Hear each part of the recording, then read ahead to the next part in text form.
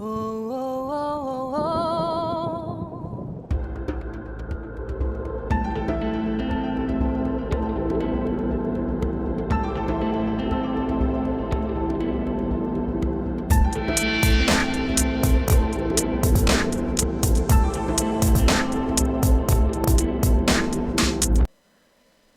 Bonjour à tous, bienvenue dans cette nouvelle vidéo qui va s'intéresser à l'article que vous pouvez aller lire sur mon blog, les 4 péchés de sang. Pourquoi revenir sur cet article?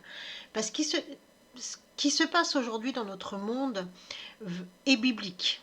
Tout est biblique. Et je sais que certains ont du mal à ouvrir les yeux et à se rendre compte que tout est biblique. Donc on va revenir sur quelques notions et je vais vous montrer que finalement, tout ce qui se passe actuellement, c'est pas nouveau, mais tout est décrit très précisément par la parole de Dieu. Donc nous avons ces 4 péchés de sang qui se mettent en place petit à petit et qui se sont mis en place dans notre monde et qui vont avoir de graves répercussions. C'est le plan satanique qui s'est mis en place. Quels sont ces 4 péchés? Le massacre d'innocents, les péchés sexuels contre nature, l'oppression des personnes fragiles, le vol du salaire de l'ouvrier. Quand ces 4 choses sont mises en place simultanément, à la même période, ensemble, il va se passer quelque chose. C'est pas pour faire peur, c'est juste pour vous montrer que tout est écrit dans la Bible, dans la parole de Dieu. Et que seul celui qui a la foi peut comprendre ce qui se passe actuellement, et lui il sait que tout doit se passer finalement, mais qu'il est à l'abri. Ça aussi je le répète assez souvent. Durant l'histoire de l'humanité, il y a eu des crimes perpétrés par des tyrans, ou plutôt des antichrists, on va le voir, et par ceux qui se font appeler élites, mais qui sont en réalité des satanistes. Ils aiment bien qu'on les appelle les élites. Les élites parce qu'ils se placent au-dessus, non seulement au-dessus des hommes, du peuple, des peuples, mais aussi au-dessus de Dieu. Ah, ils aiment bien ça. Le mot élite, ça gonfle leur orgueil. Mais c'est top, parce que plus leur orgueil est gonflé, et plus à un moment ils vont exploser. Continuant à gonfler leur orgueil. Et donc ces meurtres, ces crimes sont si graves que cela a entraîné des catastrophes et de grandes révoltes. Et ces crimes, et vous pouvez aller voir dans toute l'histoire de l'humanité, ça s'est toujours passé ainsi. Donc c'est pas un éternel recommencement, c'est que on nous montre quelque chose, mais l'homme n'apprend jamais de ses erreurs. Et là on arrive au bout du bout. Ces crimes sont des péchés de sang, c'est-à-dire que le sang des victimes crie vers le Seigneur. Et quand la coupe est pleine, et la coupe est bientôt pleine, il va y avoir la fin des temps. L'Écriture parle de ces 4 péchés de sang et nous enseigne sur leurs conséquences désastreuses pour l'humanité. Ces péchés sont d'une gravité telle qu'ils laissent une trace sur l'humanité, une cicatrice indélébile. On va aller les regarder, on va voir ça, on va commencer par le premier péché de sang, le massacre d'innocents. Ce péché est expliqué en Genèse chapitre 4 par le meurtre d'Abel par Caïn. Caïn, par jalousie, a tué son frère. Et par méconnaissance de Dieu, parce qu'il pensait que Dieu préférait Abel à lui. Donc en fait, dans sa tête, parce qu'il n'était pas guidé par l'Esprit de Dieu, parce qu'il s'est laissé ronger par la jalousie, donc par son propre ego, son individualité, il a tué son frère. Et pire encore, parce que non seulement il a tué son frère, mais en plus il a refusé de se repentir. Et donc il a préféré continuer son chemin sans Dieu. sans Dieu, tout en réclamant la protection de Dieu. On voit bien un peu le personnage, hein. On voit bien un peu ce personnage de Caïn qui a son esprit complètement euh, corrompu, corrompu par la jalousie, donc par son individualité. J'explique tout ça en détail, tout ce passage explique vraiment, je décortique en fait ce qui s'est passé à ce moment-là entre Caïn et Abel, qui est Caïn, qui est Abel. Et dans un article hein, de mon blog que vous pouvez aller lire, vous avez l'adresse là, qui est affichée juste ici. Donc vous pouvez aller lire tout ça. Et nous, on va examiner cette parole de Dieu issue de cet événement-là, qui est le premier homicide de l'histoire de l'humanité. L'Éternel reprit, qu'as-tu fait? Écoute le sang de ton frère crier vers moi du sol. Genèse chapitre 4 verset 10. L'Éternel, c'est Yahvé. Yahvé, c'est le Dieu de la relation. On se souvient, Elohim, Yahvé, le même Dieu, mais chacun avec un attribut, parce que Dieu est immense. Dieu a une personnalité, il est vivant, il est esprit, et son esprit est immense. Et là, en fait, c'est l'esprit qui se penche vers l'homme pour lui parler. Donc c'est l'Éternel, c'est Jésus. Yahvé, Jésus. Tout ça, je l'explique aussi. Hein. Et donc il dit, mais qu'est-ce que tu as fait? Qu'as-tu fait? Écoute le sang de ton frère crier vers moi. C'est-à-dire que Caïn a tué Abel, mais le sang de Caïn, donc l'ADN, le sang, continue de crier. C'est-à-dire que l'esprit et l'âme d'Abel, donc l'ADN, ce que lui il était, la personnalité, l'esprit d'Abel continue de crier vers le Seigneur. Donc là, forcément, le Seigneur, il entend, il écoute. Il écoute ce sang qui crie vers lui. Le sang d'Abel tué par Caïn crie vers le Seigneur. Caïn a tué son frère et a cru qu'il pouvait cacher ce meurtre à Dieu. Mais on ne peut pas cacher, parce que le sang des innocents crie vers le Seigneur. Donc on ne peut pas cacher. Et Caïn va refuser d'avouer son crime pour l'atténuer. Il va se rendre compte que ce n'est pas possible. Et puis au lieu de vouloir l'atténuer, il va se donner des excuses. Il va dire c'est bon, non, j'ai pas envie de me repentir, c'est bon, je vais faire ma vie sans toi, Dieu. Et lorsque Dieu lui pose la question, mais qu'as-tu fait? En fait, Dieu, il n'attend pas de réponse de Caïn. Il veut juste lui montrer qu'il sait ce qu'il a fait. Et cette question a juste pour but de lui faire prendre conscience de la gravité de son acte. Qu'as-tu fait? Dieu est au courant. Dieu est au courant. Puis Dieu dit qu'il entend le sang d'Abel crier vers lui. Il faut comprendre qu'aucun témoin n'a vu le meurtre.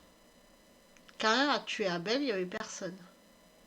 Donc le seul qui peut témoigner de ça, c'est Caïn. Mais lui, il refuse. Et c'est pour ça que Caïn avait cru pouvoir cacher son méfait en le niant. En disant non, non, c'est pas passé finalement. Non, j'ai rien fait. Ah, il aurait pu continuer en disant bah, il est tombé tout seul, il est tombé sur la tête, je ne sais pas trop ce qu'il y a eu, ou alors il a eu un coup de chaud, peu importe. Non, mais moi, j'ai rien fait. Mais Dieu voit tout. Il sait tout. Il voit lorsque du sang innocent est répandu à la surface de la terre et crie vers le ciel.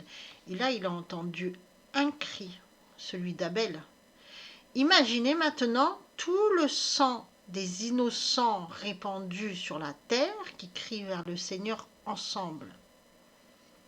Depuis que l'homme est l'homme, depuis toutes les guerres, parce que dans une guerre, c'est toujours les innocents qui sont touchés, c'est jamais les élites.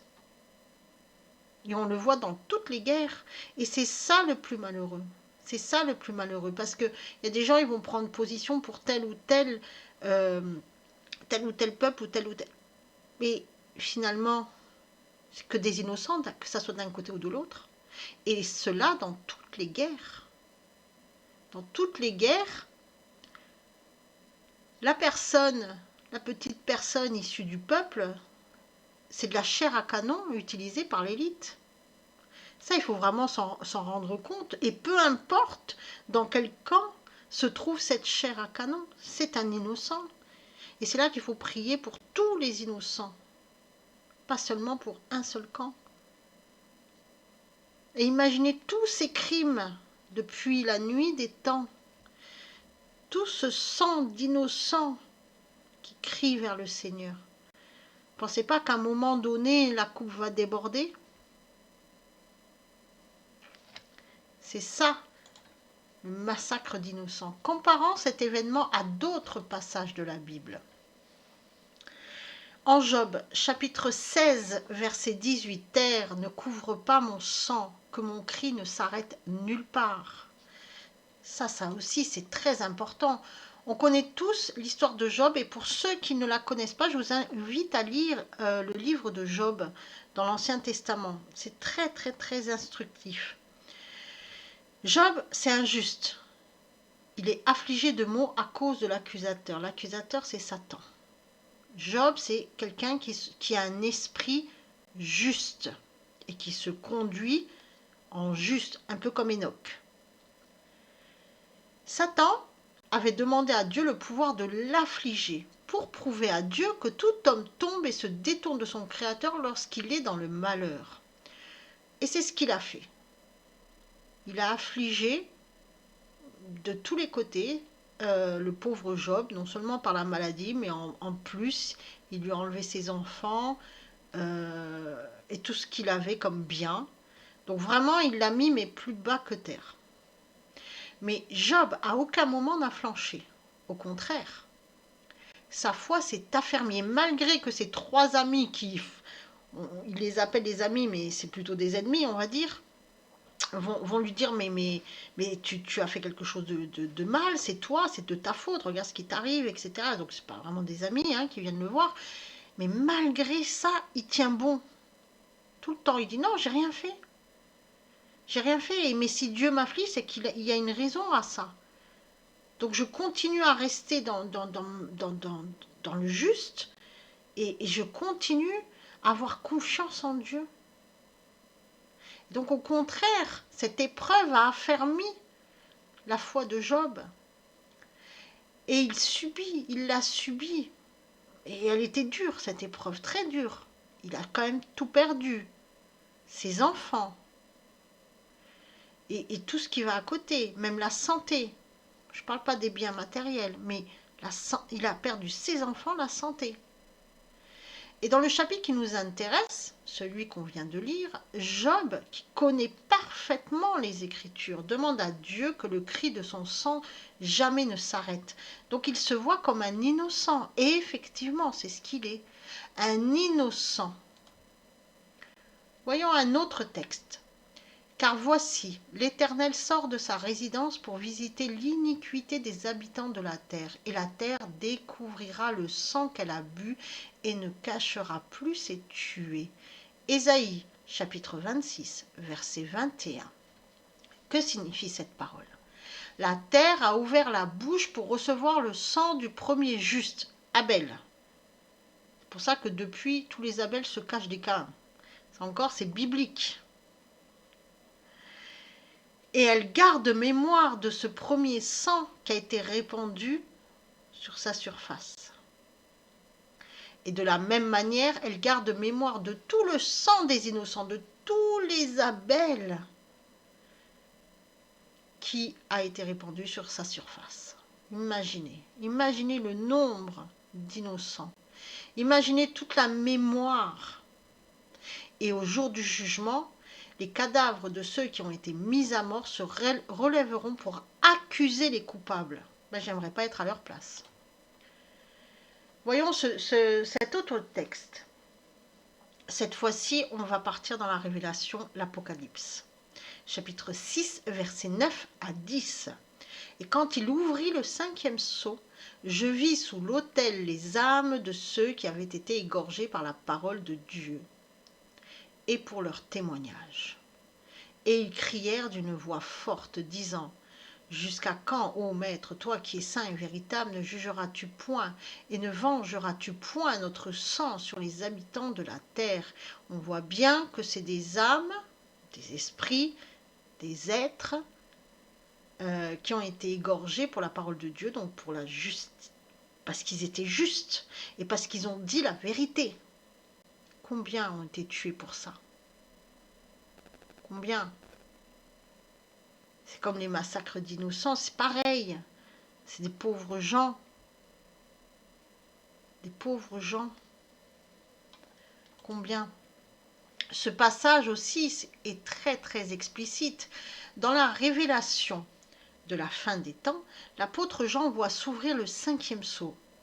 Je ne vais pas faire une étude approfondie de toute l'Apocalypse, de tout ce livre de l'Apocalypse et des sceaux, mais là, le 5e sceau est ouvert.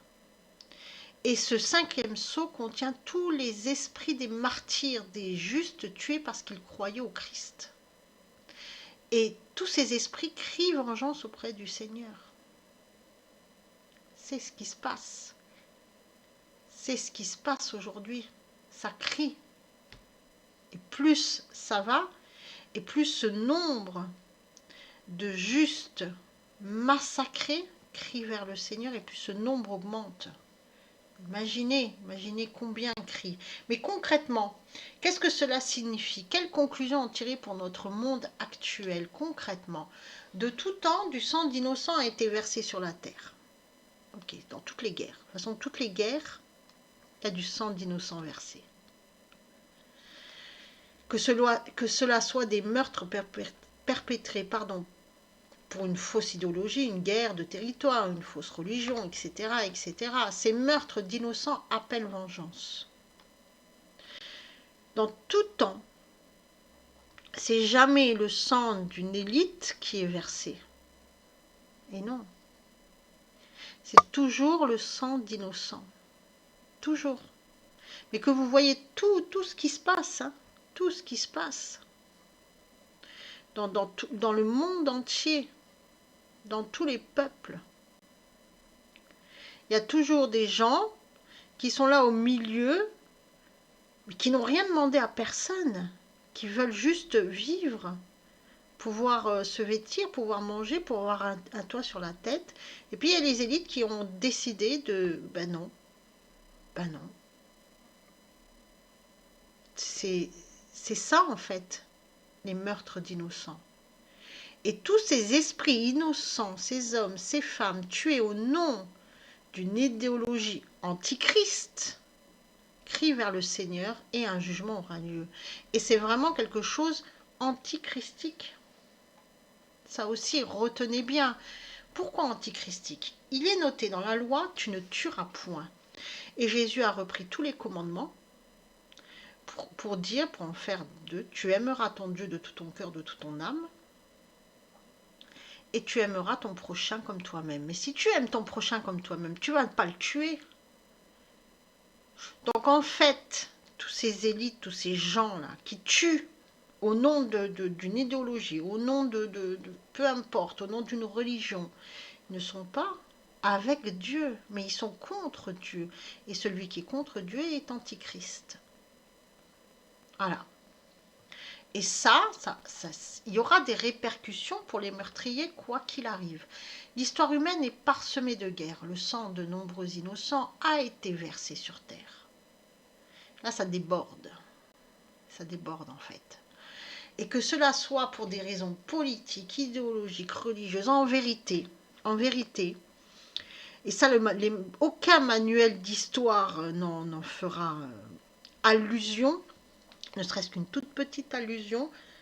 En vérité, la raison est avant tout une guerre perpétrée par des antichrists contre Dieu. C'est biblique. C'est biblique et il est temps maintenant de se réveiller parce que tant qu'on n'a pas compris ça, on ne pourra pas se mettre à l'abri. Alors je ne dis pas arrêter parce que ce n'est pas à nous d'arrêter. Le plan de Dieu se déroule. On sait, tout est écrit, mais c'est se mettre à l'abri, vivre en paix vivre en paix dans le monde sans participer au monde. et ne pas avoir peur. Aujourd'hui, le sang des innocents continue à être versé sur terre. Tous les jours, on entend. Tous les jours. Il ne se passe pas un jour qu'il n'y ait pas une personne tuée. Je dis une, on va augmenter le chiffre. Hein. Toujours et encore et encore et toujours. Toujours, on nous parle tout le temps de guerre, il y a toujours quelque chose. Guerre, meurtre, pour une idéologie, pour ci, pour ça, tout le temps.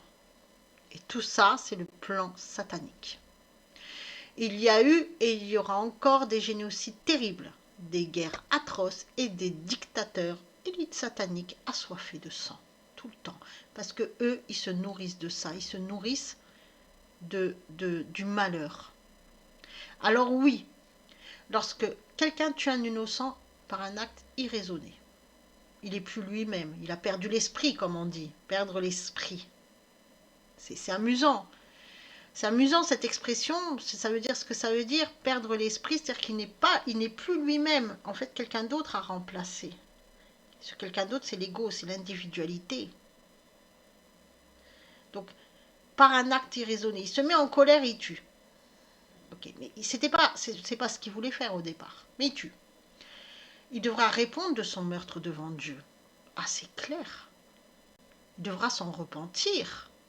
Mais lorsqu'un homme qui voue une guerre contre Dieu, donc lui, il sait ce qu'il fait, et qui tue des milliers d'innocents ou fait tuer des milliers d'innocents, et que tout, là il y a une petite faute d'orthographe ici, et que tous ces innocents crient vers le Seigneur, alors à votre avis, que va-t-il se passer? Que va-t-il se passer pour lui, celui qui sait ce qu'il fait? On se souvient de la parole de Jésus. Père, pardonne-leur parce qu'ils ne savent pas ce qu'ils font. Ok.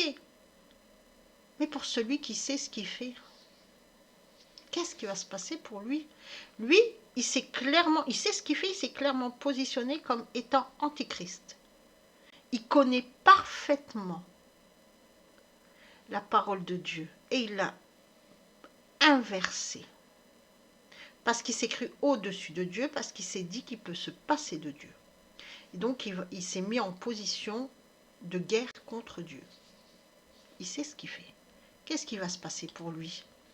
La terre est remplie de sang d'innocents et continue à se remplir chaque jour. Des idéologies criminelles profondément sataniques sont à l'œuvre et ont toujours été à l'œuvre depuis la nuit des temps. Cela ne s'arrêtera jamais tant que Dieu n'arrête pas les choses. Mais c'est Dieu qui décidera. Les élites satanistes sacrifient des enfants sur l'autel de Satan. Cela est d'une gravité telle qu'ils devront répondre devant le Seigneur et même de leur vivant, car Dieu les jugera. Jugera l'esprit. De quel esprit sont remplis ces satanistes? De quel esprit ils sont remplis? Il est dit aussi que l'esprit de ces meurtriers est individualiste, dirigé par l'ego, donc Satan. Ces gens, en fait, n'ont plus rien d'humain. Et quand quand l'humanité entière se rendra compte de ça, qu'on a affaire à des gens qui ne sont pas humains, là aussi ça va changer. Là aussi, parce qu'on va pouvoir se mettre à l'abri. La vérité nous rendra libres. Concrètement, cela signifie que ces gens-là, ces satanistes, qui se sont positionnés antichrist et qui ont rejeté Dieu, ressemblent physiquement à des hommes et des femmes, bien sûr, mais ils se comportent comme des bêtes, des démons, car ils sont dirigés par un esprit démoniaque. Et ils sont eux-mêmes devenus des démons. Ils ont consenti à ça. Ils savent ce qu'ils font. Et donc ils ont perdu la capacité d'être dans la lumière de Dieu. Ils ne ressentent plus rien ou ressentent uniquement des sentiments négatifs. Ils sont incapables de ressentir l'amour. Ils font juste semblant. Et croyez-moi, ils sont bons acteurs. Très bons acteurs quand on les entend parler. Mais celui qui est avec Dieu, celui qui marche avec l'Esprit de Dieu, voit dans leur discours tous leurs mensonges. Et ils savent, sous leur beau discours. Ils savent que tout est pourri à l'intérieur. Finalement, ces gens-là n'ont plus d'esprit, ils n'ont plus l'esprit de Dieu, ils n'ont plus le neshama. Ils ne sont plus dans l'être et en réalité, ils sont morts. Pour Dieu, ils sont morts. On continue. Bibliquement, l'avortement et l'euthanasie des personnes âgées ou malades sont des meurtres d'innocents. Voilà pourquoi l'élite sataniste les encourage. Voilà pourquoi. Parce qu'en fait, ils se replètent de sang. Ils s'abreuvent de sang d'innocents. C'est là où ils puisent leur énergie, dans les énergies négatives qu'ils engendrent. Peur, ressentiment, meurtre, etc., etc. Violence, douleur. C'est pour ça qu'ils créent ce monde qui est profondément malveillant. Profondément. Tout est fait pour nous faire plonger dans la peur, pour nous faire... pour qu'on... En fait, on crée des énergies très négatives. On est dans le pessimisme, on est dans la dépression, etc., etc. Ils font tout pour ça. Et ils tuent des innocents tout le temps. Avortement, euthanasie. Et il est temps de comprendre que la guerre qui est menée est une guerre contre Dieu. Et que cette guerre passe obligatoirement par le massacre d'innocents. Ce péché est expliqué en Genèse 4 par le meurtre d'Abel par Caïn. Caïn a tué son frère, c'est le premier meurtre. Mais spirituellement, le but poursuivi par cette élite satanique est d'éteindre l'esprit qui fait de l'homme un être humain. Comment? En mêlant mensonge et vérité. Le fruit de l'arbre de la connaissance du bien et du mal. On mêle tout de sorte qu'on n'arrive plus à démêler ce qui est vrai de ce qui est faux, et de ce qui est faux de ce qui est vrai. En prenant de fausses idéologies, en poussant l'homme à la perversion, en inversant la parole de Dieu. En fait, tous ces gens poussent l'homme créé à la ressemblance de Dieu, donc l'être humain, le Adam, au péché, et font naître des peurs. C'est l'esprit qui est visé. Tout le monde subit ces attaques sournoises et ces gens qui empêchent la foi, qui détournent du Christ par un faux enseignement, seront eux aussi jugés avec justesse par Dieu, parce que Dieu les connaît tous. Donc laissez faire Dieu, n'ayez pas peur. Aujourd'hui, on subit ces attaques et c'est énorme parce que ça devient visible. Et parce que ça devient visible, on sait qu'on arrive à la fin des temps. C'est tellement énorme. Mais c'est fait aussi pour que les justes puissent se réveiller et puissent se tourner vers Dieu. Il faut avoir la foi. Mais qui a encore la foi aujourd'hui? Réellement la foi. Il est temps. Hein. Il est vraiment temps de retourner vers Dieu d'une manière spirituelle. Le plus gros mensonge de ce monde est de nous faire croire que notre personnalité, qui nous sommes, c'est notre corps. Et donc que nous sommes que de la matière, finalement.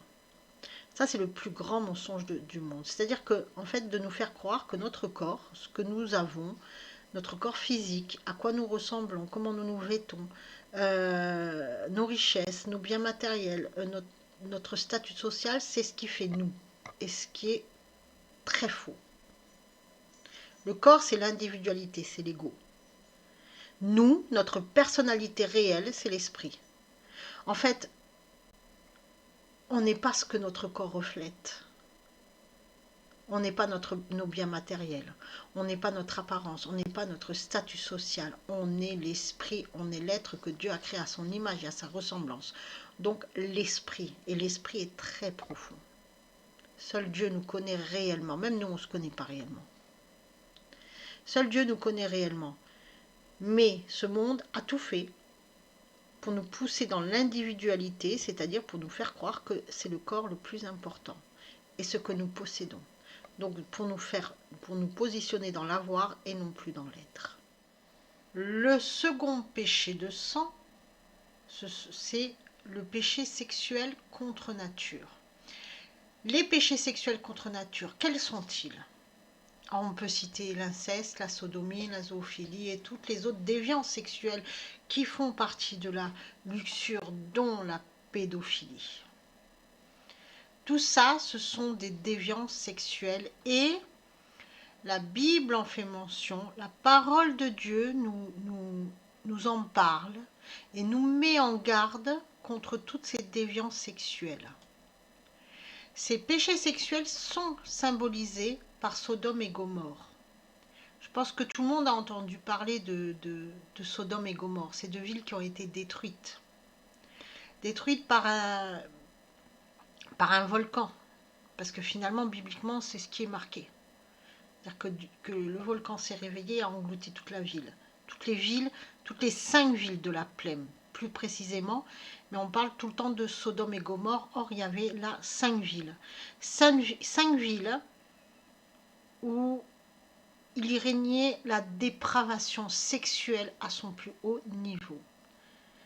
Et par l'irruption, enfin, oui c'est ça, d'un volcan, tout a été détruit.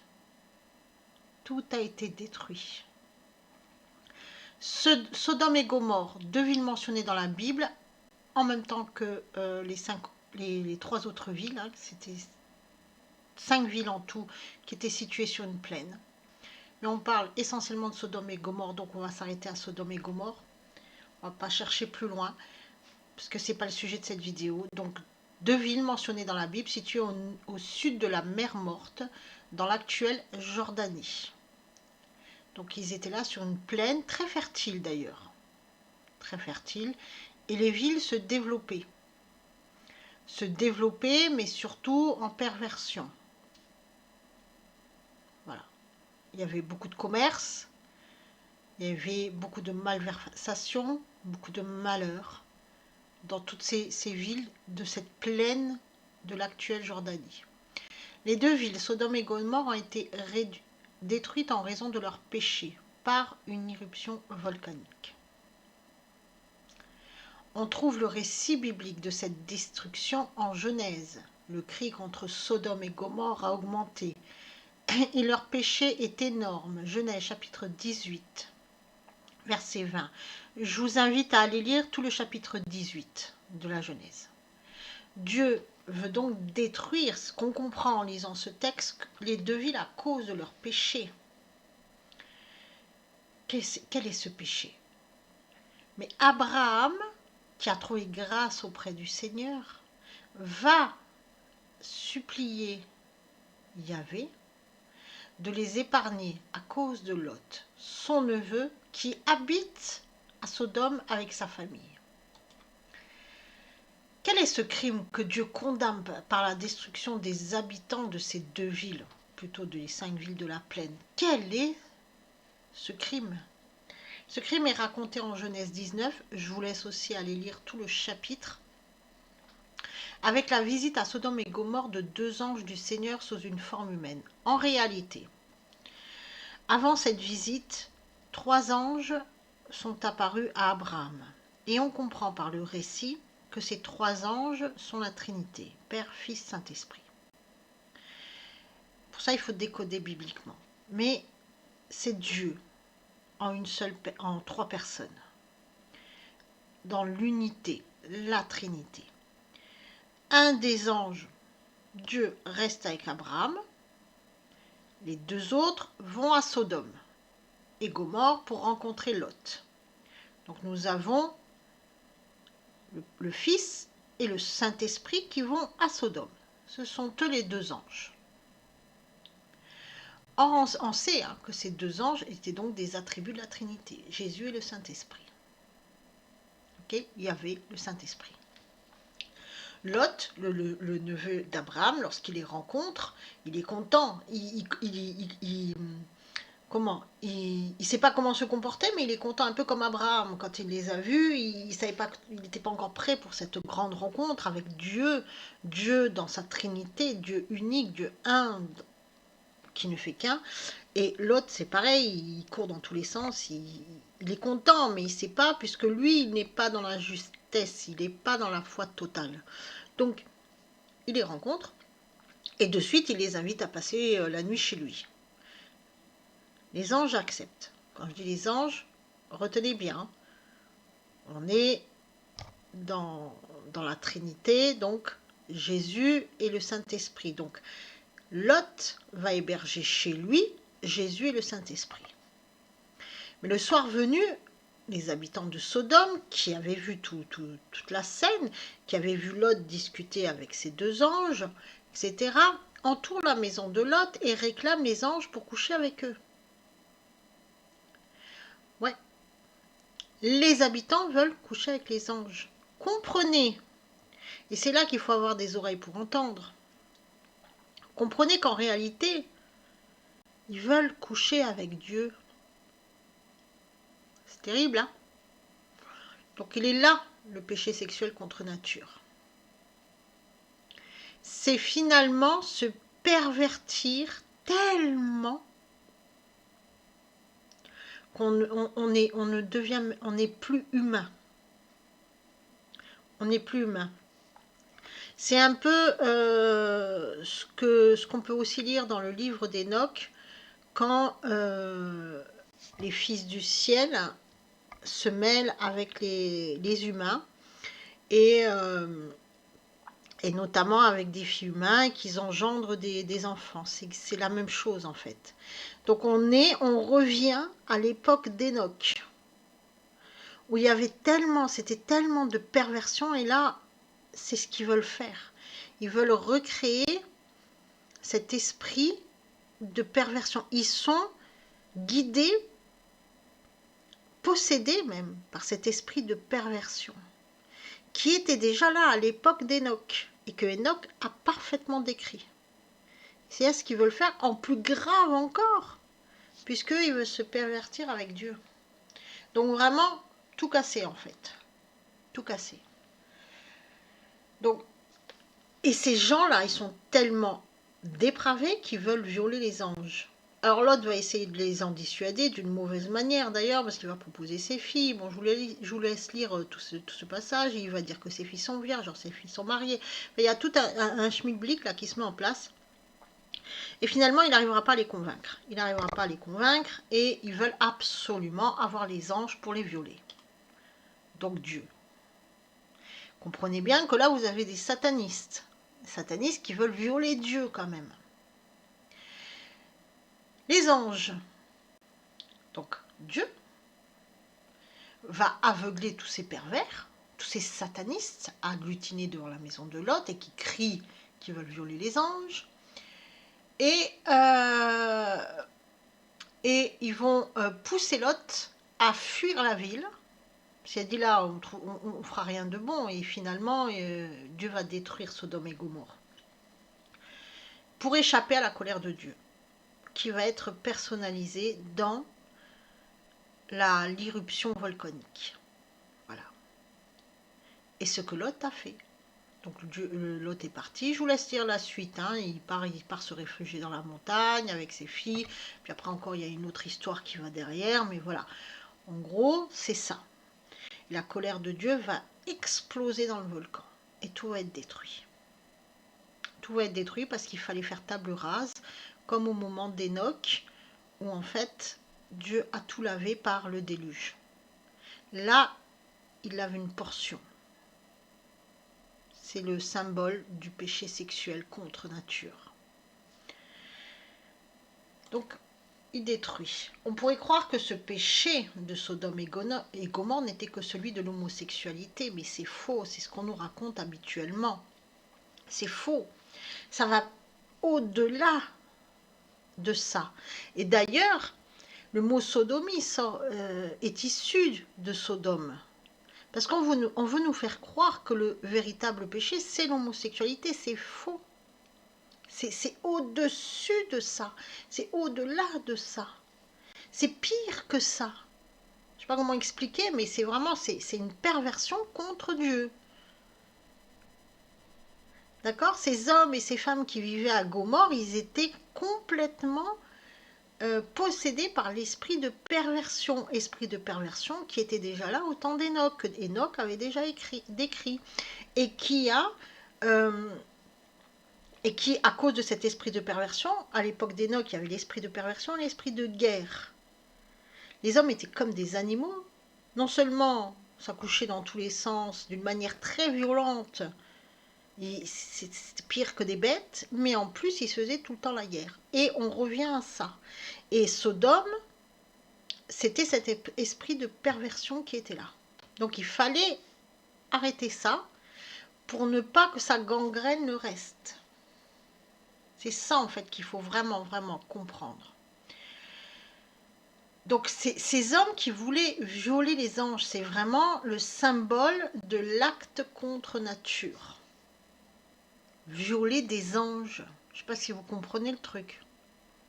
En fait, ils étaient tellement aveuglés par l'esprit de luxure, l'esprit de perversion, c'est lui, hein, c'est le même, l'esprit de luxure, l'esprit de perversion. Ils pensaient qu'au sexe, au viol, à s'adonner à la luxure avec des femmes, des hommes, des enfants, des bêtes, des animaux, peu importe.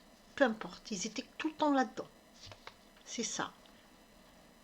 C'est ça. Et on le retrouve très présent, cet esprit de perversion. Il y a des gens maintenant, mus par cet instinct, mus par cet esprit, ils font ça dans la rue, devant tout le monde, comme des bêtes. Comme des bêtes. Vous voyez le chien qui rencontre la chienne en chaleur, boum, ils font ça. C'est pareil. Et c'est ça. L'esprit de perversion, c'est ça. Mais ça va encore plus loin que ça.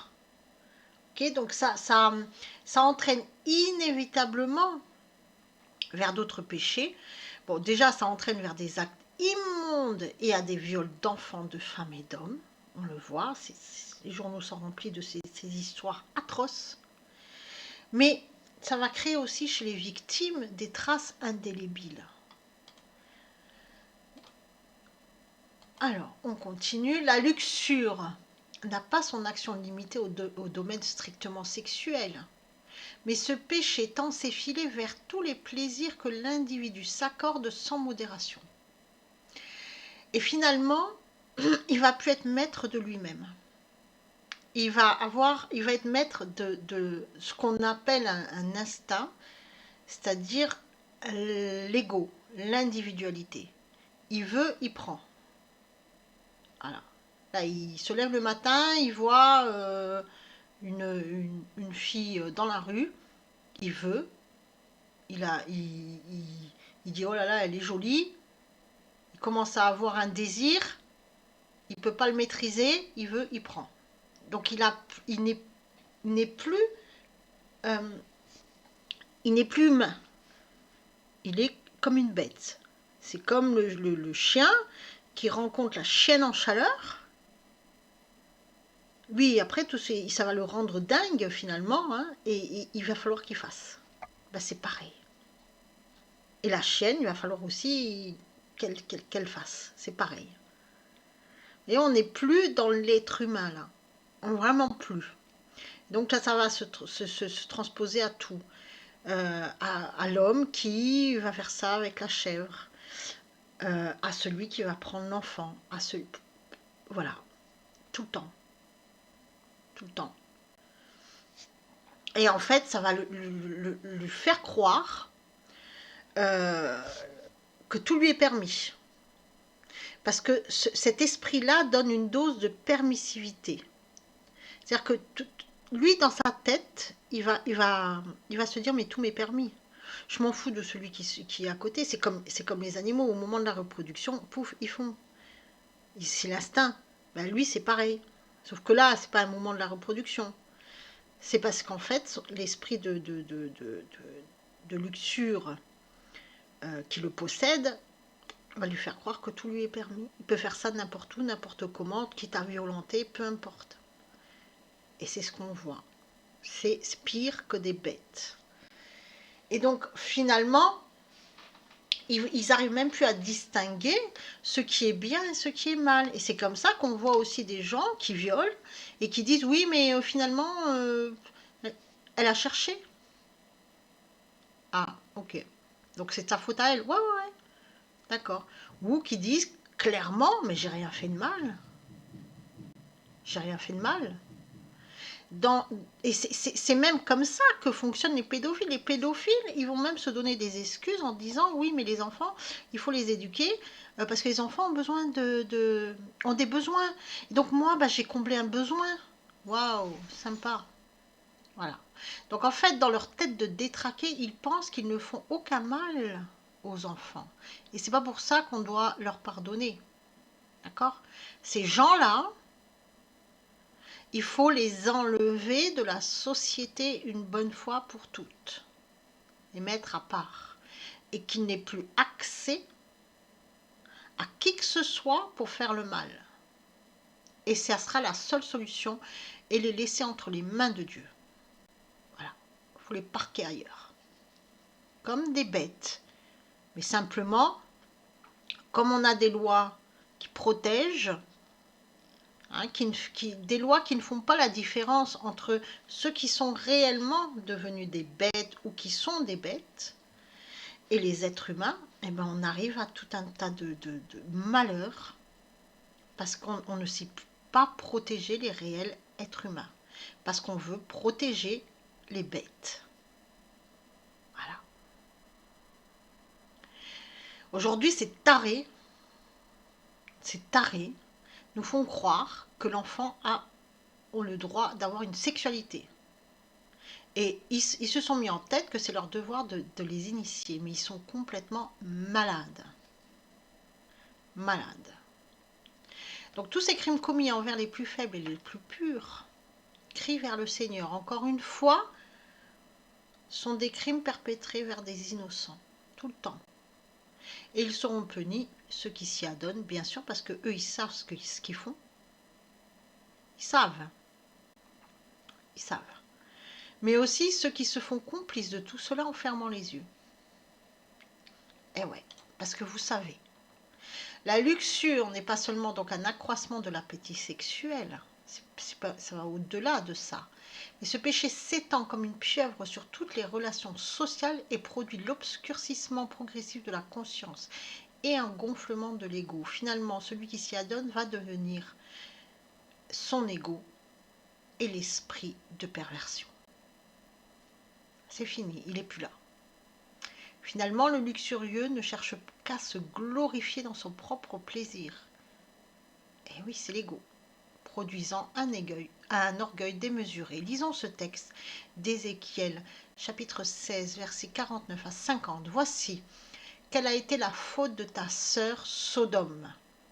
Elle avait de l'orgueil, elle vivait dans l'abondance et dans une tranquille insouciance, elle et ses filles. Et elle n'a pas soutenu la main du malheureux et du pauvre.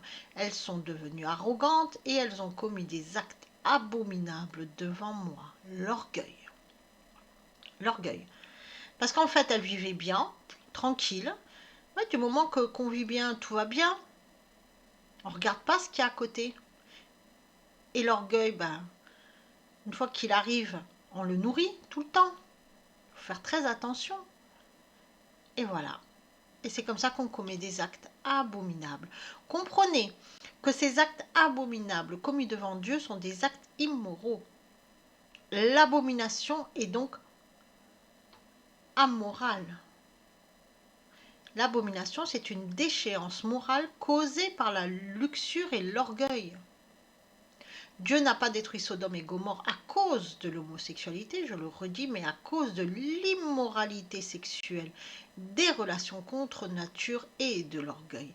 Et sachez que cette immoralité sexuelle, toutes ces choses qui sont faites à l'envers, contre Dieu, ben les gens les font aussi contre eux-mêmes, parce qu'ils détruisent leur propre ADN. C'est pour ça qu'ils deviennent comme des bêtes. Parce qu'en fait, ils se détruisent eux-mêmes, ils détruisent leur propre ADN. Et c'est pour ça qu'il faut, à un moment donné, mettre un holà. Et aujourd'hui, qu'est-ce qui se passe? Ben aujourd'hui, on vit à la nouvelle Sodome et à la nouvelle Gomorrhe. Dans le sens que le sexe est devenu quelque chose que l'homme a placé au premier plan et qui le rend esclave. Tout est sexuel.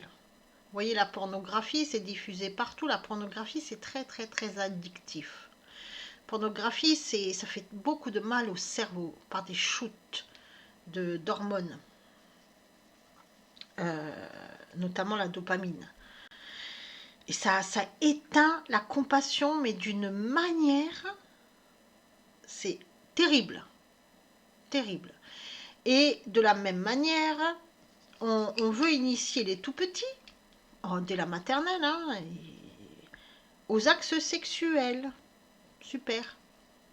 En leur disant, oui, mais les enfants ont des besoins, il faut qu'ils connaissent. Non, laissons les enfants grandir, arrêtez de toucher aux enfants, et c'est quand qu'on va se rebeller contre ça. C'est pas normal ce qui se passe. C'est pas normal. Ah, c'est pas normal. On veut nous faire croire que c'est normal, ce n'est pas normal. Il y a des trafics d'enfants, il y a une élite pédosataniste qui s'attaque aux enfants et qui s'attaque à tout le monde finalement. Et ce qu'ils font n'est pas normal. C'est horrible, abject, abominable. Donc, ces gens-là, d'accord, sont devenus des bêtes. Et finalement, tant qu'on ne va pas comprendre qu'on vit avec des bêtes, qui ne peuvent pas se retenir, qui sont violents, qui ne cherchent que leur propre plaisir, dans un monde où la pornographie est accessible à tous, banalisée, on vit dans un monde, avec ces gens-là. C'est des prédateurs, ces gens. Des prédateurs.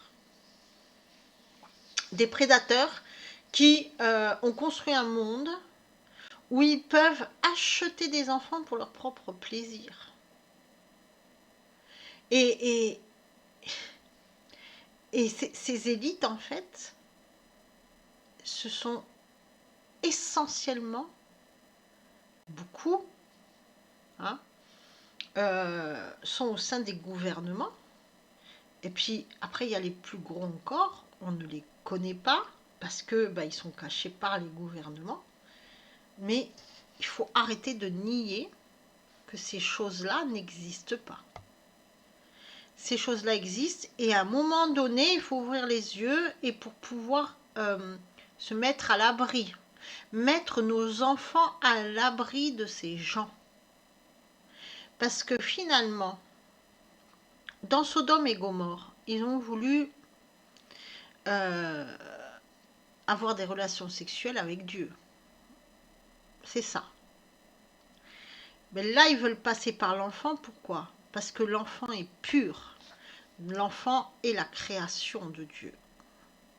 Il n'est pas encore entaché par l'ego. Et donc, par l'enfant, ils atteignent Dieu. Vous comprenez?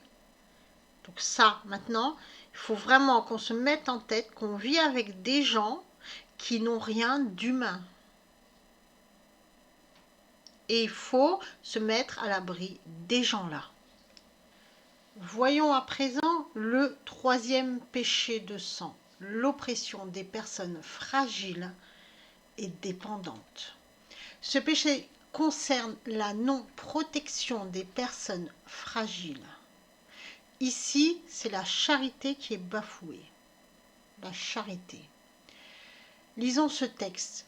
Exode chapitre 22, versets 21 à 23. Vous ne maltraiterez pas une veuve ni un orphelin. Si tu le maltraites et qu'il crie vers moi, j'écouterai son cri, ma colère s'enflammera et je vous ferai périr par l'épée. Vos femmes seront veuves et vos fils orphelins. Donc on parle bien de la maltraitance des personnes fragiles et dépendantes, des pauvres.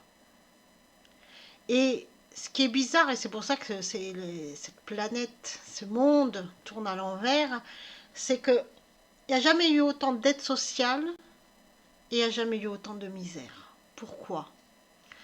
Parce qu'il faut bien comprendre que, surtout là, dans notre République, et je vais prendre l'exemple de la République, c'est l'égalité, charité, fraternité. Égalité. Ok. Donc la République donne à chacun la même chose. Or, ça ne peut pas fonctionner, parce que nous ne sommes pas égaux et nos besoins ne sont pas identiques à ceux de notre voisin. C'est-à-dire que quand on donne une aide sociale à quelqu'un, la personne qui est à côté n'a pas besoin forcément de la même aide. Donc en fait, ce n'est pas l'égalité qu'il faudrait mettre en place, c'est l'équité. L'égalité crée forcément beaucoup de misère. On va prendre un exemple. Vous prenez l'exemple de deux hommes. Tous deux doivent se rendre chez le médecin à la ville voisine. Donc tous deux ont besoin d'un véhicule pour y aller. D'accord? C'est un rendez-vous très important qui concerne la santé. Le premier a le permis mais n'a pas la voiture. Le second a la voiture mais n'a pas le permis. L'égalité consisterait à donner à chacun la même chose. Donc imaginons, je donne une voiture à l'un et à l'autre. Donc le premier, il a la voiture, enfin il a pas le permis mais il a la voiture, il va se retrouver avec pas de permis mais de voiture. Et le second, lui il a le permis, il n'avait pas de voiture, il va se retrouver avec le permis, la voiture, ok, lui c'est bon, il peut aller se rendre à son rendez-vous. Mais le premier, lui, il ne peut pas se rendre à son rendez-vous. En fait, sa situation, c'est toujours la même. Pire, ça a peut-être même empiré parce que maintenant, il se retrouve avec deux voitures et donc il ne peut rien faire en fait. Qu'est-ce qu'aurait été l'équité? L'équité, c'est de donner à chacun ce dont il a besoin. Donc à un, on va lui donner une voiture et à l'autre le permis. Et tous deux vont pouvoir se rendre à leur rendez-vous médical. Maintenant, quelle est l'équité dans le sens réel, biblique, qui met dans sa définition même la charité? C'est que ces deux hommes-là se mettent ensemble, l'un a le permis, l'autre la voiture, ils se mettent ensemble, ils vont tous les deux à leur rendez-vous. Et voilà. Donc en fait, on a bien vu l'égalité, ça ne sert à rien. Il y en a un qui va toujours être lésé par rapport à l'autre, donc ça va créer encore plus de pauvreté, alors que l'équité, par la définition biblique, il y a de l'entraide. Et il y a surtout un partage des ressources. L'un a quelque chose que l'autre n'a pas, l'autre a quelque chose que l'autre n'a pas, ils mettent en partage, comme ça les deux ont exactement la même chose et les deux vont bien. Voilà en gros, par cet exemple, pour bien vous faire comprendre ce qu'est l'équité et l'égalité. Or, ce monde a décidé de faire tout dans l'égalité. Ça ne peut pas fonctionner. Et ça ne peut pas fonctionner, et ça crée encore plus de pauvreté.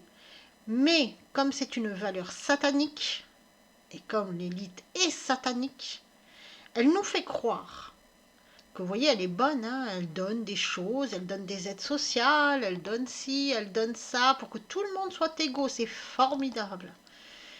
Et on voit bien que ça ne fonctionne pas. Dieu veut que les personnes fragiles soient protégées et aidées. Surtout ça, dans le partage et dans la charité. Comme on peut le lire aussi en Deutéronome, chapitre 14, verset 29, « Et le Lévite viendra, car il n'a point de part ni d'héritage avec toi, ainsi que l'étranger, l'orphelin et la veuve qui sont dans tes portes. Et ils mangeront et se rassasieront, afin que l'Éternel ton Dieu te bénisse dans toute l'œuvre que tu entreprendras de tes mains. » En fait, ce qu'il faut, c'est un partage des ressources. Or, il y a une élite qui a décidé de prendre toutes les ressources pour elle et de les revendre. Pour bien sûr s'enrichir, garder le pouvoir, puisque eux, ils ont construit un monde où l'argent donne le pouvoir. Le problème, c'est que il y a des gens qui, dans toute cette histoire, sont lésés. Ils ont même plus accès, de toute manière, on le voit. Hein. De plus en plus de personnes ont du mal à manger à leur faim. Et alors que ça, c'est le b.a.-ba. Beaucoup de personnes n'ont plus de toit sur la tête. Beaucoup n'arrivent même plus à payer leur chauffage. Alors que ça devrait être le b.a.-ba par un partage des ressources. Il y a sur cette terre suffisamment de ressources pour nourrir tout le monde. Tout le monde. Sauf qu'il y a une élite qui a décidé de s'accaparer tout ça. Et ça, c'est pas bon. On lit aussi en Deutéronome, chapitre 10, verset 18, « Qui fait droit à l'orphelin et à la veuve, et qui aime l'étranger, lui donnant pain et vêtements. » Voilà ce que Dieu nous demande, partage des ressources. Aimez-vous les uns les autres. Voilà, la charité, la charité. Il faut bien comprendre le commandement de ne pas maltraiter, comme celui de ne pas faire de tort aux plus faibles, de ne pas les traiter durement, soit en ne leur faisant pas justice, soit en l'expropriant, soit en lui prenant en gage ses biens, soit en les réduisant en esclavage pour dette. Et c'est exactement ce qu'il se passe aujourd'hui. Exactement. C'est-à-dire que finalement, on prend aux pauvres, même ce qu'il n'a pas. Même ce qu'il n'a pas. Et on le presse tellement que finalement, que lui reste-t-il, si ce n'est que sa foi? Si ce n'est que sa foi. Mais tous ces crimes-là ne resteront pas impunis. Comme je le dis et je le répète, tout est écrit dans la Bible et Dieu nous dit clairement ce qu'il ne faut pas faire avec les personnes fragiles. Et ce qu'il ne faut pas faire, c'est exactement ce que ce monde est en train de faire. Mais quelle sera la sentence pour ceux qui oppriment ces personnes fragiles? Dieu les fera périr par l'épée. En fait, ces gens-là, ils ont mis en place leur propre loi. Et donc, ils sont dans la loi du plus fort. La loi de l'œil pour œil, dent pour dent. Et donc, Dieu va les traiter de la même manière, par leur propre loi. Comprenez que Dieu ne fera pas périr les oppresseurs par la famine ou la maladie, car ces malheurs frappent tout le peuple, mais par la guerre, par l'épée. La réponse à ce crime est donc la guerre. C'est la loi du talion. La loi de Dieu est stricte, impartiale et parfaitement juste. Œil pour œil, dent pour dent, main pour main, blessure pour blessure. Ça, c'est la loi du talion. Et Dieu, il ne fait aucune distinction entre le riche et le pauvre. Parce que Dieu, il ne voit pas le corps. Il ne voit pas ce que nous, on trouve qu'il y a de plus important à cause du mensonge du monde. Dieu, il voit l'esprit. Et c'est en fonction de l'esprit de ce qu'on est, ou de ce qu'on est devenu plutôt, puisque Dieu nous a créés à son image, mais après nous on fait le choix de la sanctification ou le choix du rejet. Et donc Dieu, il voit ça, il voit en profondeur l'esprit que l'on est. C'est en fonction de ça qu'il va juger. Et il n'y a que lui qui peut être le seul juge. Il est le seul juge. Donc l'oppression des personnes fragiles, c'est quelque chose qui a toujours été, c'est pas nouveau. De toute manière, rien n'est nouveau. D'ailleurs, on le voyait bien, les pharisiens, ils étaient là, ils se gonflaient d'orgueil.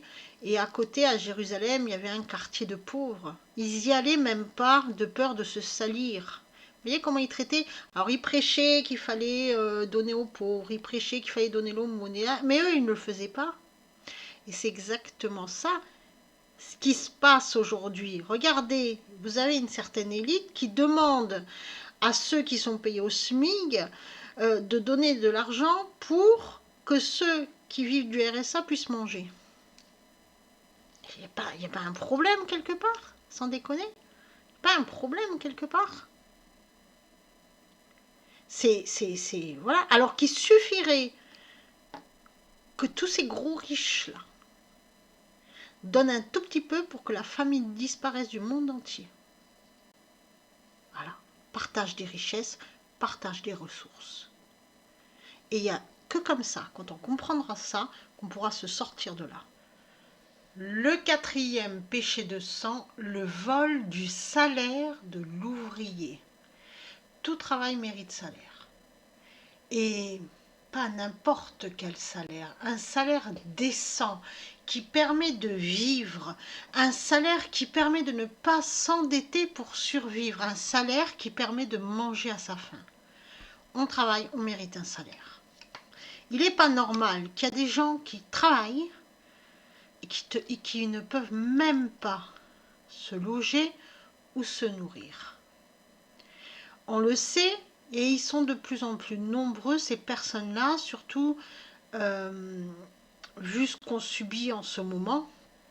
Il y a beaucoup de personnes qui ont renoncé à se nourrir correctement. Et d'ailleurs, on n'arrive plus à se nourrir correctement. Ou alors on achète dans les magasins des produits à bas prix issus de l'industrie agroalimentaire et donc des produits transformés, ultra transformés qui sont beaucoup moins chers que les bons produits naturels. Et donc on se nourrit très mal. Et parfois, pour quelque chose qu'on va acheter qui est issu du naturel, je vais dire, qui n'est pas transformé, qui n'est pas passé par l'industrie agroalimentaire, ça coûte une fortune. Et donc, peu de gens maintenant ont accès à la bonne nourriture. Donc forcément, on n'arrive plus à se nourrir correctement. Et c'est là qu'arrivent toutes les autres maladies. Toutes les maladies, puisque de toute manière, on est obligé d'ingurgiter tout et n'importe quoi. Des produits transformés, ultra transformés, des OGM, et qui n'ont plus aucun nutriment. Plus aucun nutriment. Lisons ce texte qui résume finalement ce quatrième péché. Eh bien maintenant les riches, pleurez, hurlez sur les malheurs qui vont vous arriver. Votre richesse est pourrie, vos vêtements sont rongés par les vers, votre or et votre argent sont rouillés, et leur rouille témoignera contre vous. Elle dévorera vos chairs, c'est un feu que vous avez thésaurisé dans les derniers jours. Voyez, le salaire dont vous avez frustré les ouvriers qui ont fauché vos champs crie, et les clameurs des moissonneurs sont parvenues aux oreilles du Seigneur des armées. Vous avez vécu sur terre dans la mollesse et le luxe, vous vous êtes repus au jour du carnage, vous avez condamné, vous avez tué le juste, il ne vous résiste pas. Épître de Saint Jacques, chapitre 5, versets 1 à 6. Et on voit bien que ce vol du salaire de l'ouvrier rejoint un peu le troisième péché de sang, qui est l'oppression des personnes fragiles, et rejoint aussi les péchés sexuels contre nature, puisque ces gens-là ont vécu dans la mollesse et le luxe. Ceux qui oppriment les plus fragiles et volent le salaire des ouvriers sont toujours les mêmes. Toujours les mêmes. Et finalement, ceux qui massacrent les innocents sont toujours les mêmes. Et tout se tient et tout est lié. Tout est lié. Il y a une poignée de personnes qui ont décidé de prendre le pouvoir et qui ont décidé de tout inverser, d'inverser la parole de Dieu, la vérité, pour pouvoir prendre le pouvoir et ces gens-là se prennent pour Dieu. Et finalement, ces 4 péchés de sang sont tous reliés à ces personnes-là. Toutes. Tous, tous, tous. Ce passage biblique, très intéressant, c'est une prophétie de la fin des temps. Voilà. En fait, c'est un avertissement qui est donné aux riches, aux oppresseurs. C'est ça.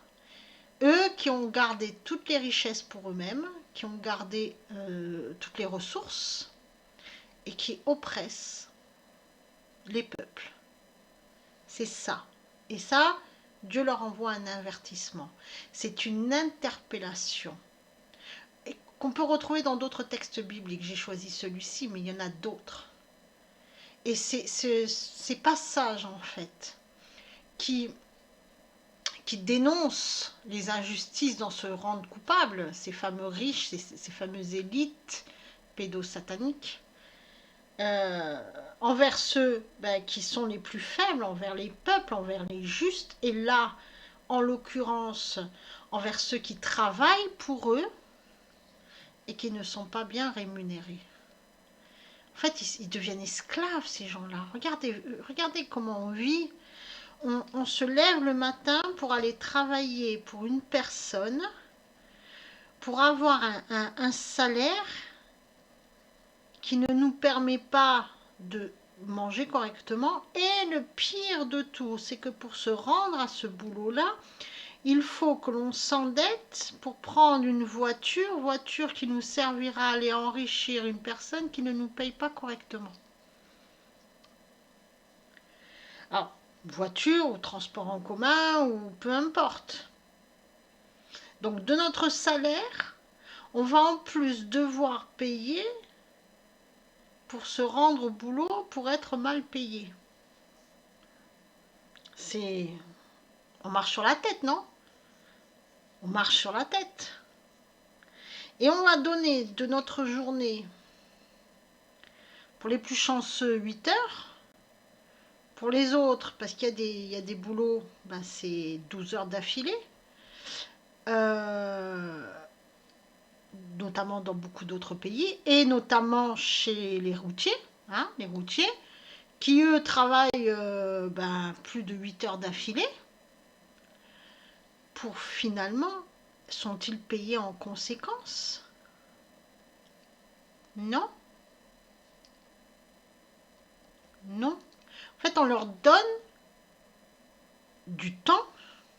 Normalement, on devrait être rémunérés. On leur permet, parce que sans nous, parce qu'ils ont réussi à nous faire croire que finalement, on leur doit tout. Mais sans l'ouvrier, l'usine ne peut pas tourner. Donc, il faudrait remettre les choses à leur place. Et là encore, un partage de ressources. Le patron, le chef, d'accord, il prend les risques, il n'y a pas de souci de ce côté-là, ok, parce que c'est ce qu'on nous explique. Hein. Oui, il est riche parce qu'il prend les risques. Ok. On fait quoi de tous les autres? Des investisseurs? Oui, ils prennent des risques, ils investissent, mais ils ne prennent pas énormément de risques puisqu'ils ont l'argent. C'est pas comme quelqu'un qui prend un crédit, lui, il va prendre un risque. Parce est-ce qu'il va pouvoir payer l'autre? Non, il a l'argent, voilà, quel risque il a pris. Il n'a pas pris de risque. Alors, qui demande un retour sur investissement, d'accord, mais pas au prix du vol du salaire de l'ouvrier. Pas à ce prix-là. C'est-à-dire qu'il faudrait redistribuer. C'est pas normal qu'il y ait une élite qui puisse manger à sa faim et manger des mets d'exception qui valent une fortune et qui arrivent à prendre des bouteilles de champagne qui valent une fortune et qu'il y en a d'autres qui meurent de faim dans la rue. C'est pas normal. Et notamment ceux qui travaillent. C'est pas normal. Donc Dieu prépare un châtiment pour tous ces exploiteurs de la misère humaine, parce que c'est ça. Ce sont des exploitants de la misère humaine. Plus vous êtes dans la misère, et plus vous allez devenir des esclaves de ces gens-là. Et pour ces oppresseurs des pauvres, que le Seigneur entend crier vers lui, le travail est une bénédiction. Il faut travailler. Il faut travailler pour gagner sa vie, pour gagner de quoi se nourrir à la sueur de son front. Ça, c'est une évidence. Et tout le monde doit être payé. Tout le monde doit être payé. Et tout le monde doit recevoir une juste rémunération. Même celui qui travaille pour Dieu doit être payé. Eh oui, parce qu'il vit dans le monde et qu'il a besoin de ça pour se nourrir.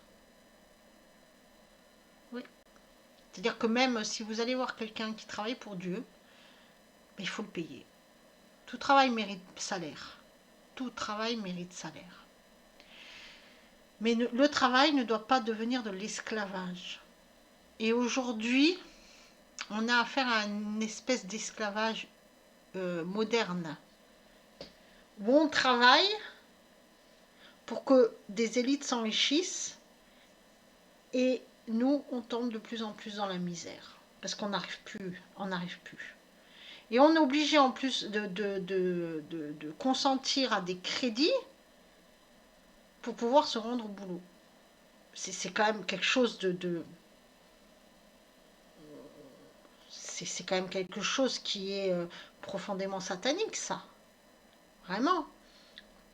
L'ouvrier doit être payé. Car finalement, sans l'ouvrier, il n'y a pas d'entreprise. Qu'est-ce qui fait tourner une entreprise? L'ouvrier. Et ça, les élites l'ont bien compris, c'est pour ça qui petit à petit, ils ont remplacé l'ouvrier par des machines. Comme ça, ils sont tranquilles. Mais la machine ne remplacera jamais l'humain. Jamais. D'ailleurs, la machine a besoin de l'humain pour la programmer, pour l'entretenir, etc.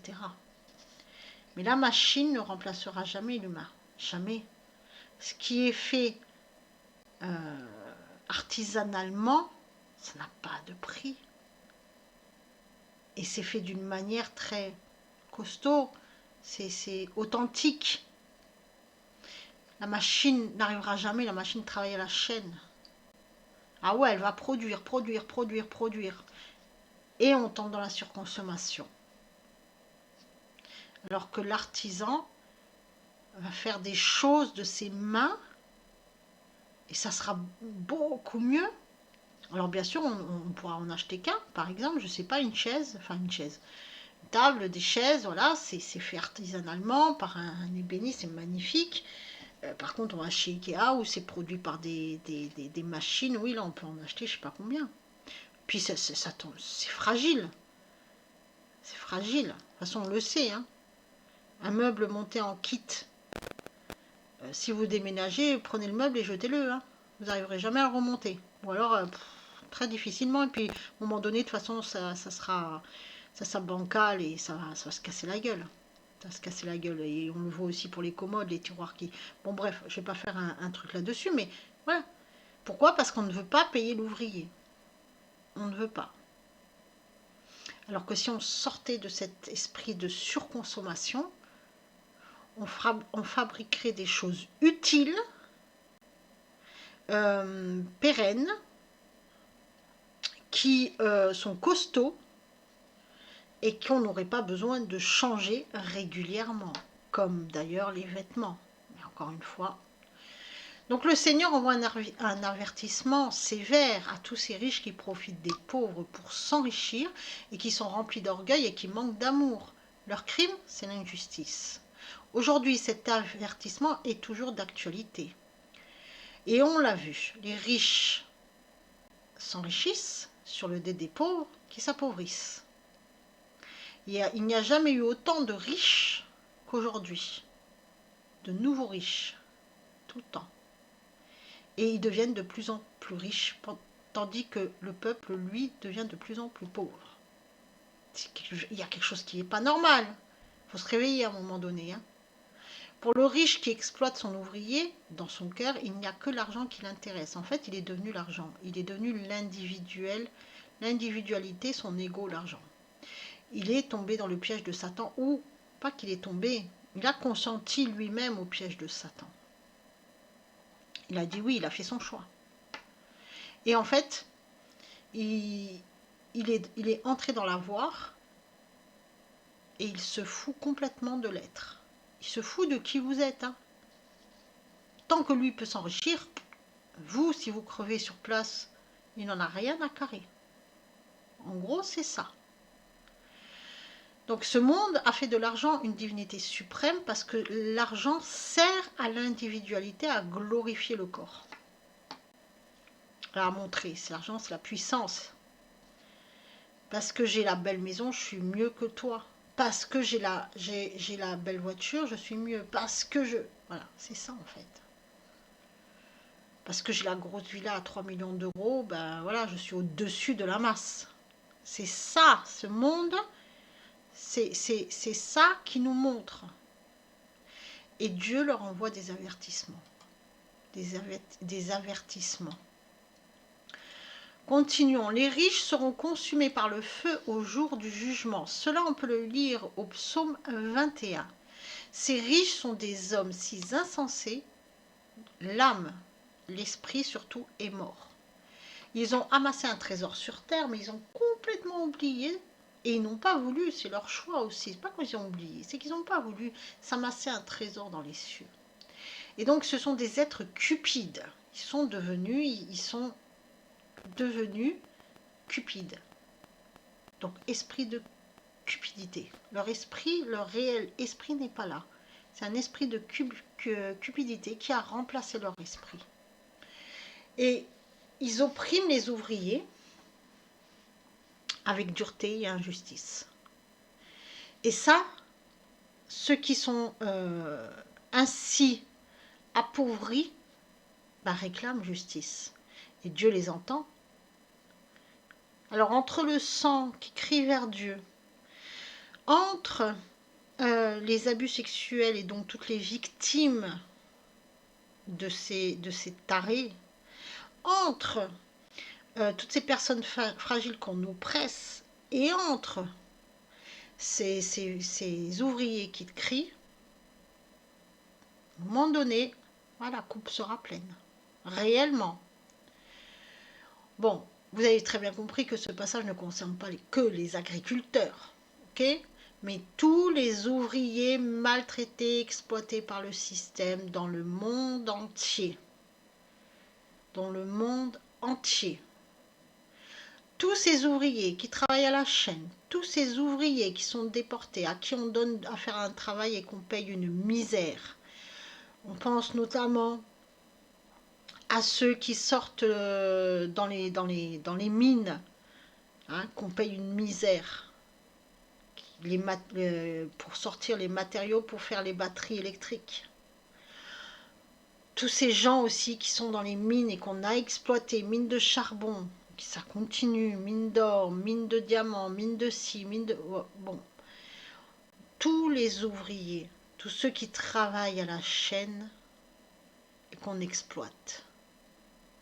Et qui finalement, on revient en France, ils vont enrichir ceux qui profitent des charges quotidiennes, c'est-à-dire que comme tout augmente, loyer, EDF, eau, TVA, etc. Donc en fait, ces gens-là travaillent pour enrichir leur patron, mais en même temps pour payer toutes ces taxes pour enrichir quelqu'un d'autre. C'est double peine finalement, non? Et pour enrichir aussi la banque, puisque de toute manière, ils ont pris un crédit. Forcément, pour acheter au moins une voiture. Ou alors, ils ont acheté une petite voiture et qui tombe souvent en panne. Enfin bref. Et ils se disent, mais j'en ai besoin pour aller travailler. Ah ouais. Et ouais. Double peine. Donc il y a des gens qui se tuent au travail, qui perdent de la santé, qui donnent de leur muscle, de leur sueur, de leur intelligence, de leur temps, pour qu'une poignée d'actionnaires qui n'a rien fait, qui se réunit 2 fois dans l'an peut-être, puisse se payer le luxe, par exemple, d'un yacht. J'ai mis le yacht, mais on peut prendre n'importe quoi, de la grande villa. Est-ce que c'est normal? Non. On est tout à fait dans l'esprit des Gilets jaunes avant même que cet esprit-là soit gangréné par l'élite. Vraiment, je dis bien l'esprit, c'est-à-dire ces gens qui travaillent et qui n'ont rien à la fin du mois. Les véritables. Je ne parle pas après ceux qui sont venus et qui ont tout gangréné, le mouvement, et on le sait. Mais en fait, tous ces gens qui ont compris qu'il y a quelque chose qui ne va pas, qui sont là, qui vont au boulot parce qu'ils doivent y aller, parce qu'ils se disent si je ne vais pas au boulot, je perds tout, mais qui n'arrivent pas à s'en sortir, qui n'arrivent pas à s'en sortir, qui ouvrent leur frigo, il est vide, et qui quand leur enfant font un trou dans la paire de baskets, pleurent parce qu'ils n'arrivent pas à acheter une nouvelle paire de souliers. C'est terrible. C'est ça en fait. Ces hommes et ces femmes sont descendus dans la rue pour dénoncer cette injustice et le mouvement a été très gangréné. Je les reprends parce que je mets le bémol, parce que le mouvement, on le sait maintenant, a servi. Il a été gangréné parce qu'il a servi à autre chose. Mais à l'origine, il y avait des pauvres gens dans tout ça, dans tous ces gens qui sont descendus dans les rues, parce qu'ils y croyaient vraiment. Et parce qu'ils étaient tellement oppressés que ils voulaient dénoncer tout ça, ils voulaient agir contre tout ça. Mais malheureusement, ils ont été pris en otage par des personnes qui se sont immiscées dans le groupe. C'est ce que j'ai dit. Dommage que le mouvement ait été gangréné par la récupération politique. Dommage. La Bible. Donc tout est noté dans la Bible. Et la Bible doit se lire d'une manière spirituelle. C'est le choix de l'agriculteur qui crie vers le Seigneur et non pas d'une autre profession. Il y avait d'autres professions qui existaient. Pas que l'agriculteur. N'est pas anodin. En effet, par son travail, l'agriculteur nourrit son maître. Et c'est ça qu'il faut voir, cette image-là. L'ouvrier, par son travail, nourrit le maître, le chef, le patron. Eh oui. C'est donc, il faut voir l'image là-dedans de celui qui, par son labeur, permet à celui qui l'exploite de s'enrichir. C'est ça en fait. Et là encore, avec cet avertissement biblique, on peut comprendre que tout cela n'est pas normal. Et qu'à un moment donné, il va y avoir, Dieu va mettre une fin à toutes ces oppressions. Et si ces 4 péchés étaient réunis, commis dans le même temps, on a vu au cours de l'histoire humaine des périodes très sombres, très sombres, des guerres, des massacres, des génocides, des atrocités, mais il n'y a pas que ça. La guerre, c'est la chose la plus visible, le génocide plus visible. Mais on a des attaques spirituelles très graves. Quand on pense à attaque, on pense à guerre. Donc on voit le champ de guerre, le champ de bataille. Mais ça va bien au-dessus, au-delà de là. Il faut voir beaucoup plus loin. Il faut regarder d'une manière spirituelle les choses. La plus grande attaque, la plus grande guerre qui est menée, c'est celle de l'ennemi antique, de Satan contre Dieu. Et comme Satan ne peut pas toucher directement Dieu, il va passer par le corps. Et finalement, nous, on subit cette attaque par tous les mensonges.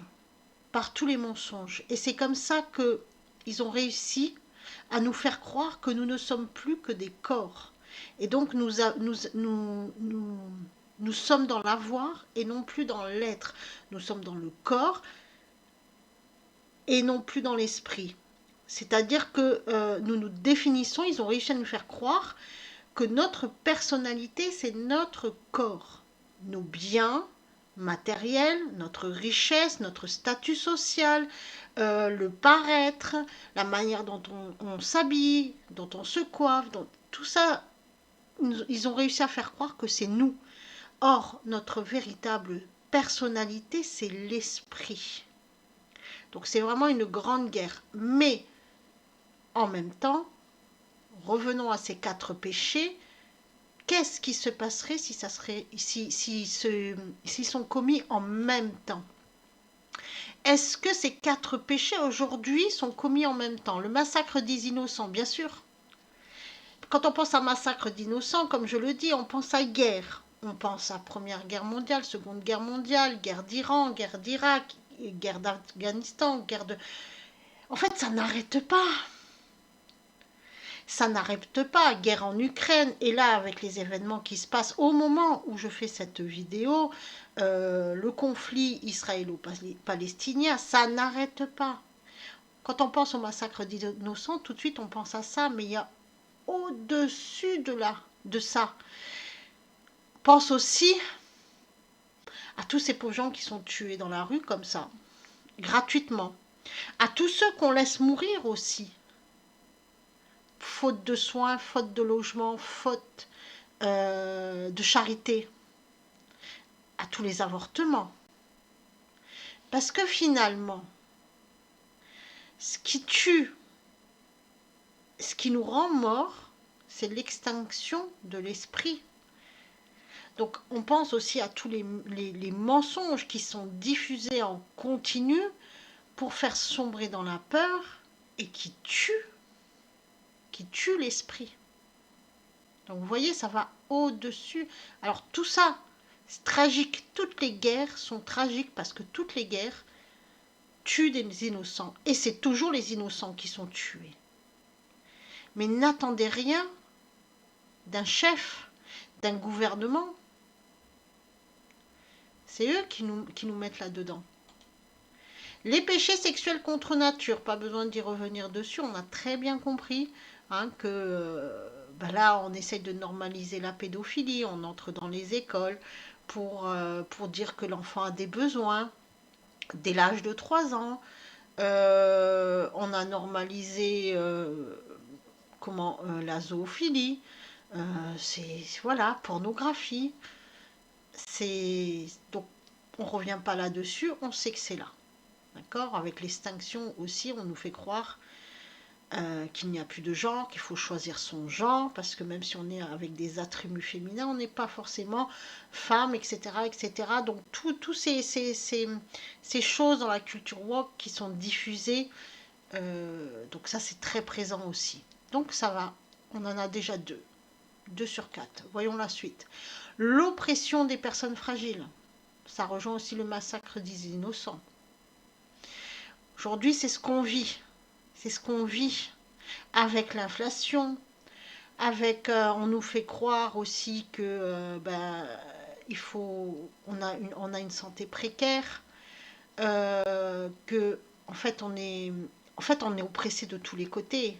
Et plus on est fragile, et plus ils nous oppressent. Donc les personnes âgées, les enfants. Donc oui, l'oppression des personnes fragiles. Le vol du salaire de l'ouvrier, ça on va pas y revenir. Ça a donné lieu à quelques révoltes, mais ça a été gangréné.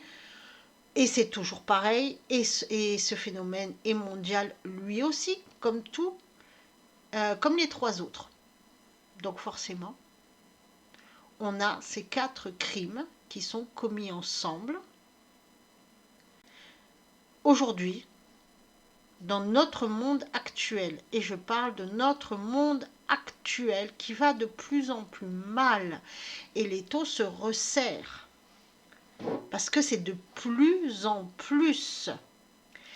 Lorsque ces 4 péchés sont réunis, lorsque les cris des justes victimes de ces 4 péchés montent vers le Seigneur, il faut s'attendre à un grand bouleversement de l'humanité tout entière. Cela a déjà commencé. Et l'humanité en souffrance commence à se réveiller. Et des révoltes grondent partout dans le monde parce que les gens commencent à comprendre qu'il y a quelque chose qui ne va pas.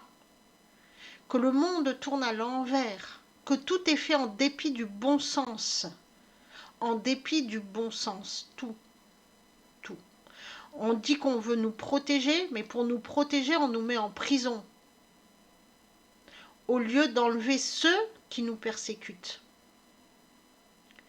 Vous voyez, par exemple, on va mettre des barrières, on va mettre en place le plan Vigipirate, on va nous mettre on va nous enfermer nous, au lieu d'enlever ceux qui sont dangereux du milieu de nous. Donc c'est en dépit du bon sens. Puis ça n'arrêtera jamais, puisque c'est fait comme ça. Donc il ne faut rien attendre de ce gouvernement, et de tous les gouvernements en général. Je dis bien en général. Parce que de toute manière, tous travaillent pour le même patron. C'est Satan, tous, quoi qu'il arrive. Donc les gens qui espèrent un sauveur politique, ben non. La réponse, elle n'est pas politique. La réponse n'est pas non plus religieuse.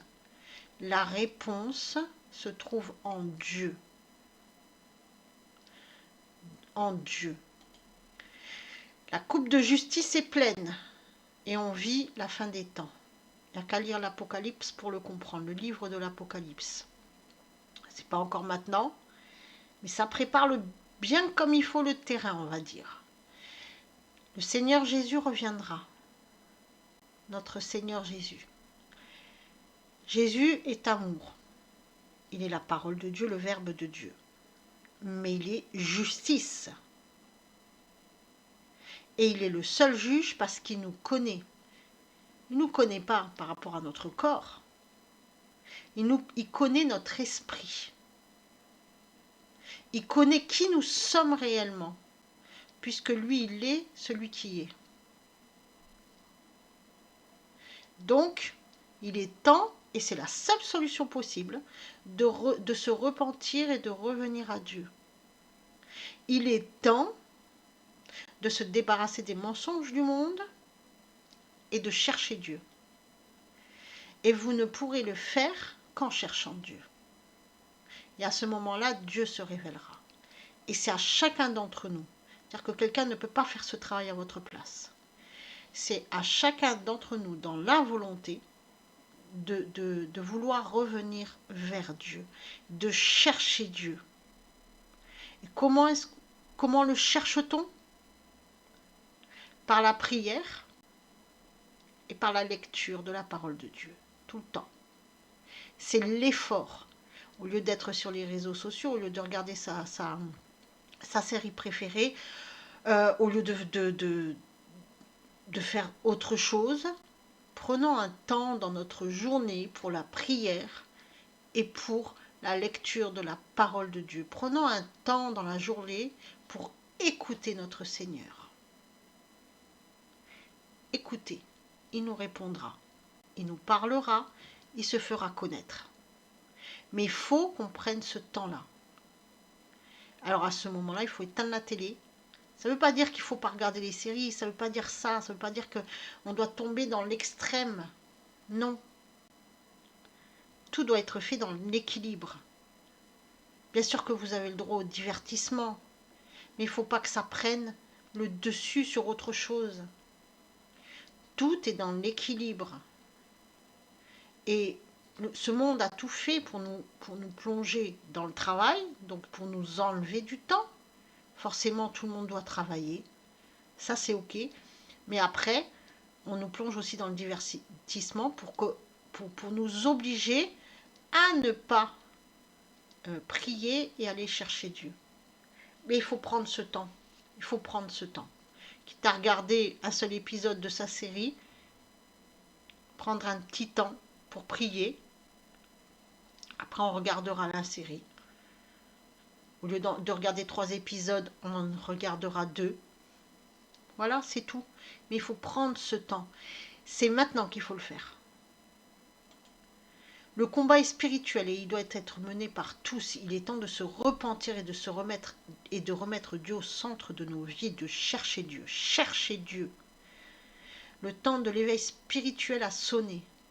Et Jésus-Christ nous appelle. Il nous appelle tous. Il nous appelle tous parce qu'il nous connaît. Attention. Dire Dieu, bien sûr, il est amour, mais Dieu n'aime pas les pécheurs. Il le dit beaucoup dans sa parole, Dieu n'aime pas les pécheurs. Donc repentez-vous. Repentez-vous pour vous rassembler dans le Seigneur. Et répondons au Seigneur à son appel de repentance par un oui sincère. Et la seule manière, c'est de la prière, la recherche de Dieu dans sa parole. Courage, persévérance, bienveillance. Soyez bénis.